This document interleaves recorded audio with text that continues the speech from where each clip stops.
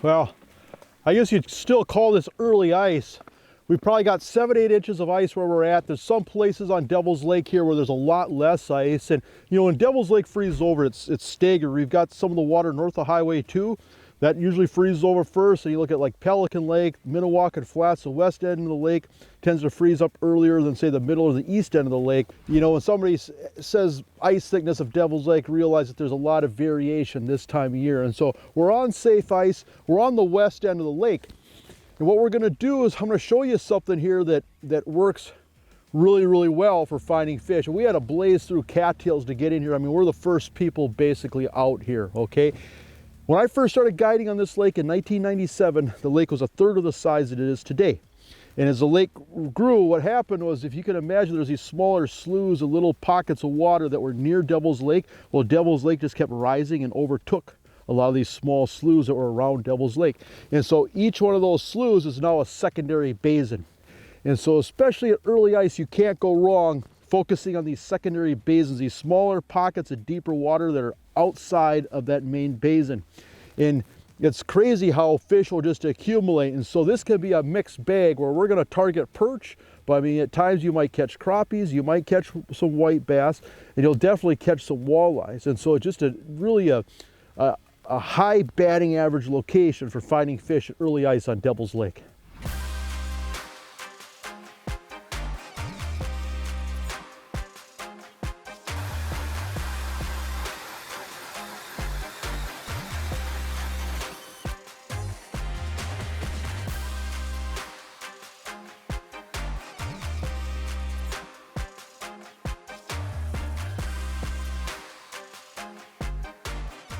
And we're just gonna try to run traffic. And so imagine a bowl, you know, and these fish basically just swim around in a circle. You know, that's what thing to remember is fish are swimming around in a circle. Sometimes you can just sit in one spot, run traffic. And so I love corners, any type of a, you know, contour that funnels fish movement. So we're just gonna hunker down here and see if we can get lucky.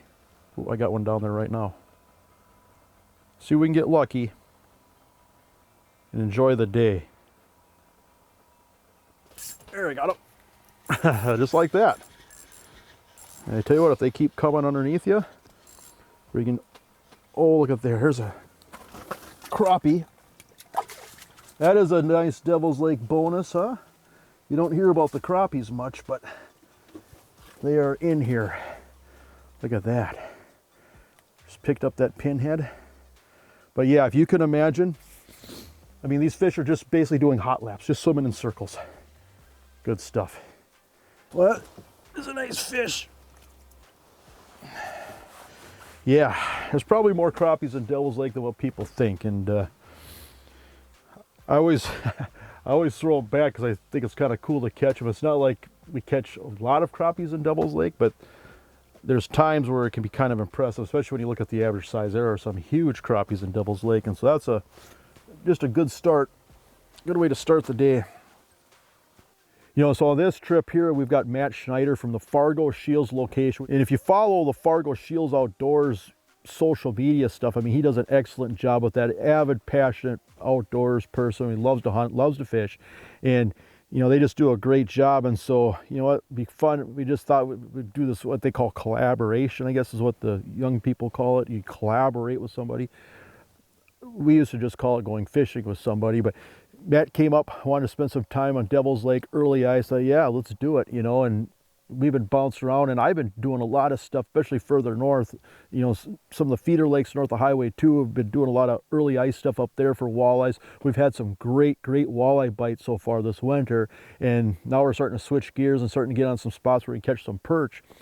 And it's just a fun time of year, and obviously they're always looking for social media content. I'm always looking for somebody to go fishing with, and so here we are, you know. But it's good to get him out here because I've known him for a long time. I've long admired how hard he works in, you know, what better place to work than out here. Get him out of the office here for a few days. What do we got here? Oh, there's a jumbo. There's a jumbo. Look at that. That is fun stuff. Oh, well, that's what do you call long-term or long distance catch and release. It's one way to do it. You know, I'm still mad at them after all these years.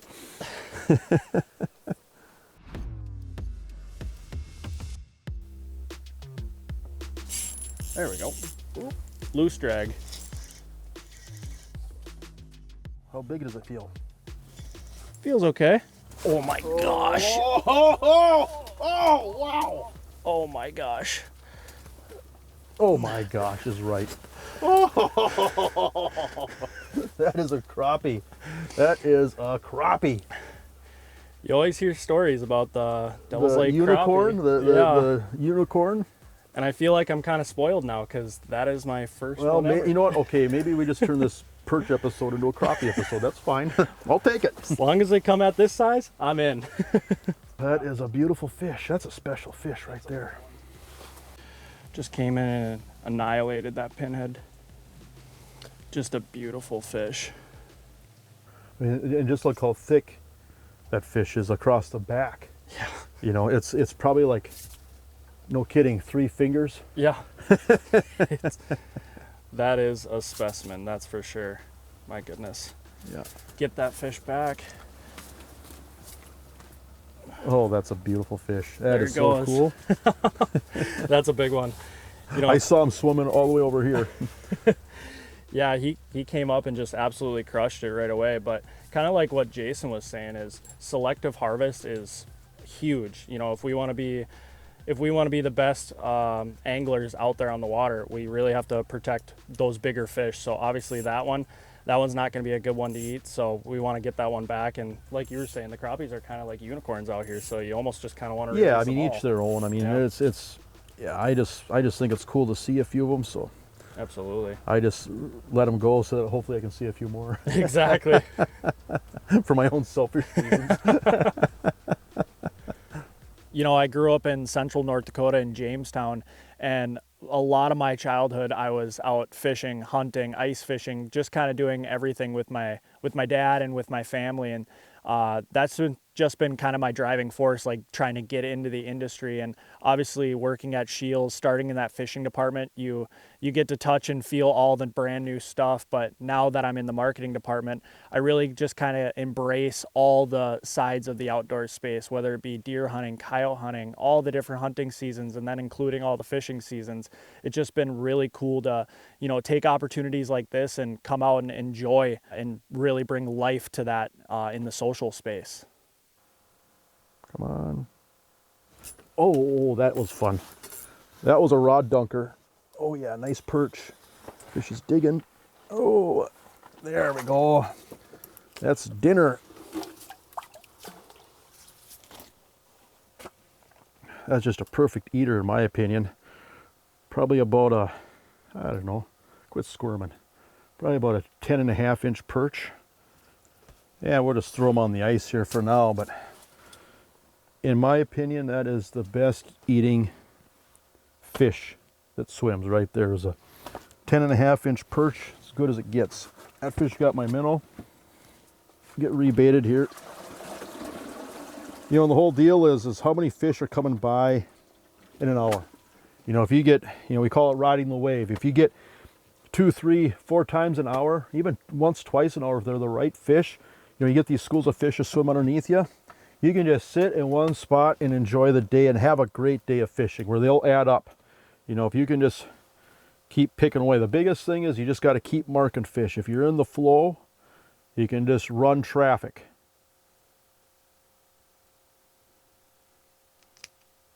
Just using a minnow head.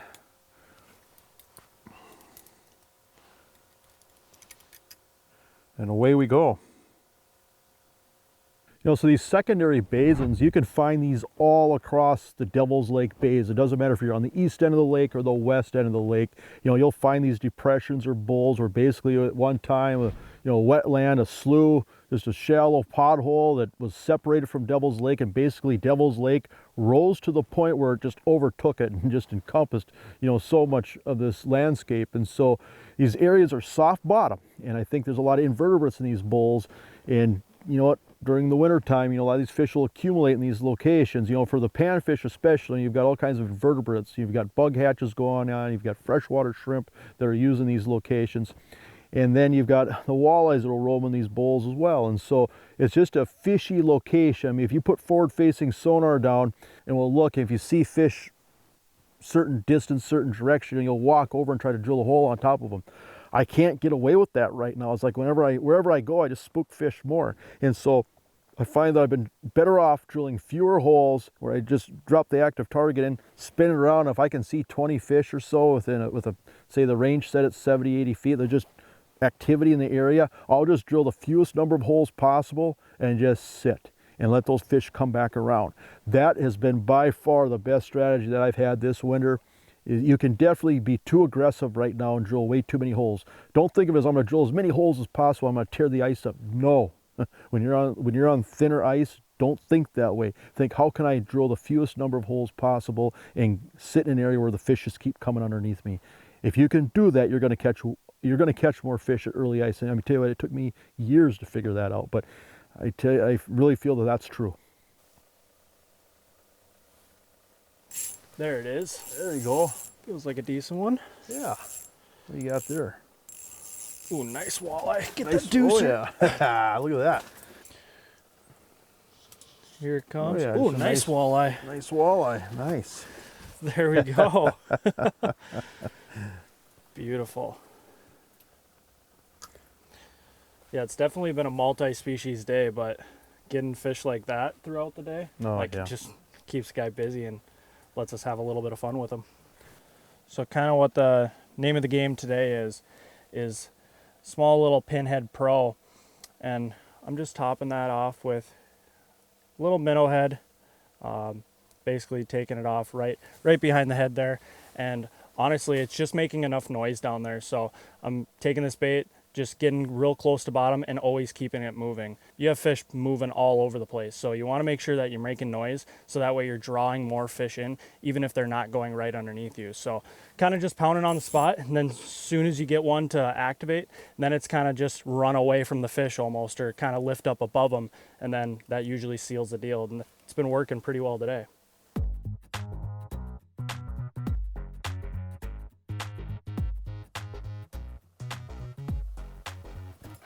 Oh.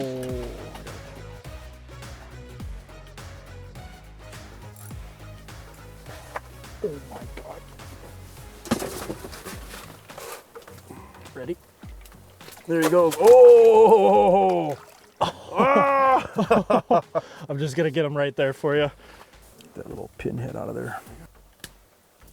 That is a crappie. I mean, look at the hump. Oh my goodness. Just thick.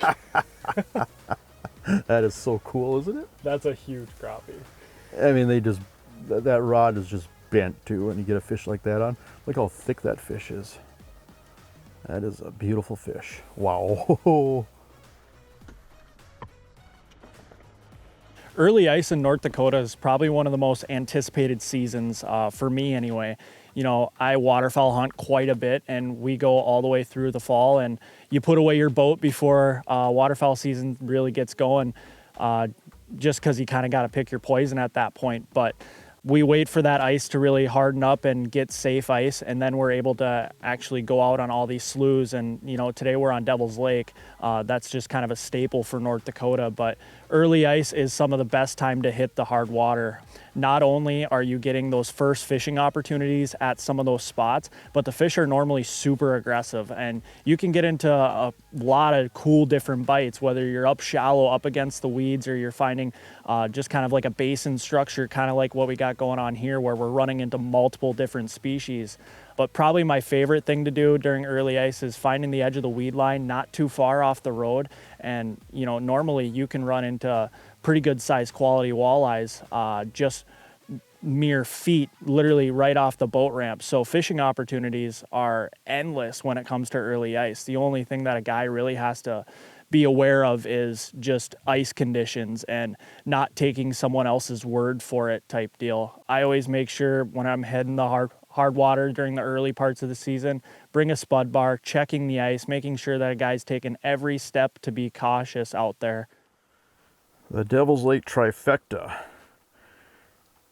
Jumbo perch, walleyes, crappie, Doesn't get any better than that. That'd be just a perfect eater. That one can go in the pile. Eating good in the neighborhood.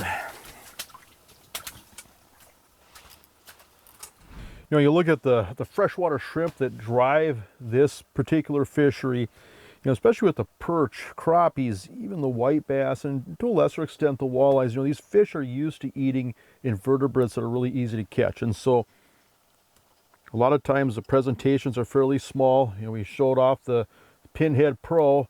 The other thing is these bites can be really light. These fish are used to just stuffing themselves full of these invertebrates, where a lot of times they're just dropping the rod tip. I mean, they're just barely dunking that rod tip, and so it can be kind of a finessey bite, especially for the perch. And so these fish are typically right on the bottom, trying to get them to come up off the bottom, where you might shake that spoon to pull fish in, but once these fish come right up on top of you, just stop it, just real small quivers. But think of that presentation, you know, try to make it imitate an insect, you know, just very tight quivers. It's not trying to get away necessarily, just tight quivers, hold, tight quivers, hold. And a lot of times these fish will just come up and just dunk that rod tip. And so the rod that we're using, this is just, especially for this type of situation where you don't know what you're going to catch, this is a new meat stick where you got the sanded tip, very light tip, where you'll just see that rod tip just dunk, but it's got a very fast, heavy backbone. That's important because if you get a 16-inch crappie, if you get a 24-inch walleye, you need to have a rod that can handle it. Even some of these big perch are going to take you for a ride. And so 8-pound frost braid, using a 8-pound fluorocarbon leader just to make it a little bit pike proof. I'm putting a small swivel above that fluorocarbon, but that's just the basic setup. And with this new material these rods are made out of, I mean, they're very difficult to break. I mean, you take a sanded glass rod and that's going to break most rods, pinching it like that. But these new rod designs just keep getting more durable all the time with some of the new technology that's available. Here we go, come on. Oh, that was cool. Get that deucer for you. Thank you. That is a jumbo. Look at that. Oh, that is a jumbo. Yeah, that is a great fish. 8-inch hole, just to kind of show you how big that fish is.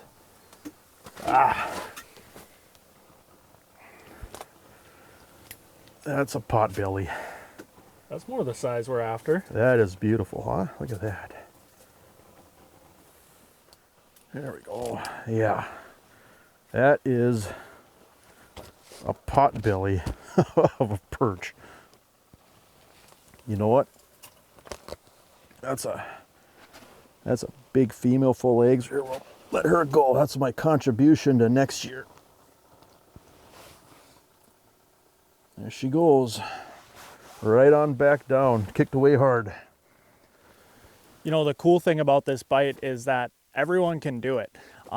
As long as you have safe ice and you know kind of the general area on where you want to sit, it's kind of nice to walk out, sit in the house and run into multiple different species. But that's the cool part about the early ice season is as long as you have safe ice and you're able to drag out your sled house, bring a buddy out there, and you can get into the area of those fish or find that traffic line or find that piece of structure, you can sit down and you could run into fish all throughout the parts of the day. Oh, here I got one coming in here. Come on, eat it.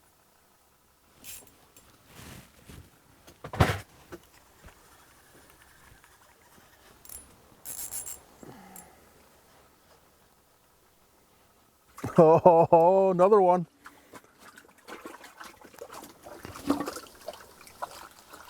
Oh yeah, yeah, look at that. Right in the top of the mouth, or the bottom of the mouth.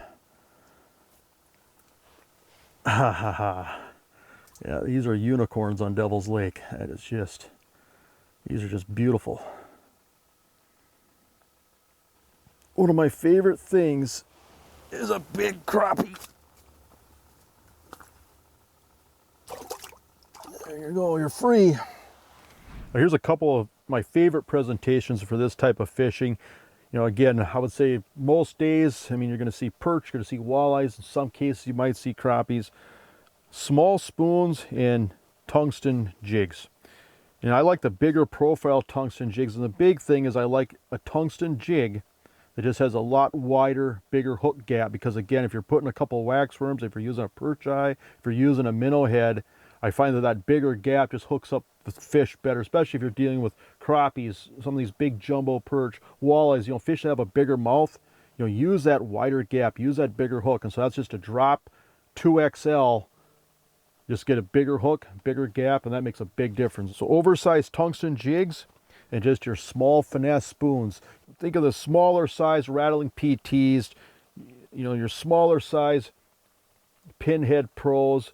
You know, just think small compact spoons that just drop straight down, that just stay right in your cone angle, that really move water. That's probably the biggest thing, is this water will be stained. And so, you know, glow colors, bright colors, some days gold, chartreuses, but just lures that just fall in a straight line that move water up and down, those seem to be the best lures day in and day out.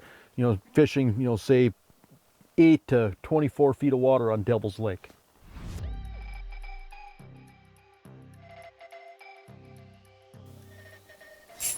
There we go. Nice.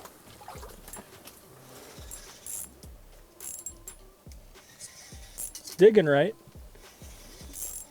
Oh yeah, nice perch. That's a dandy right there. That is a dandy.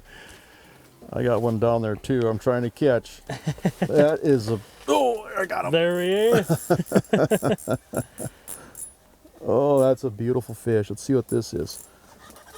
Oh, so you're look at this here. Well, this walleye got off, but look at that. Isn't that something? Nice job. Just a beautiful perky perch. That's awesome. That is awesome. That is so awesome.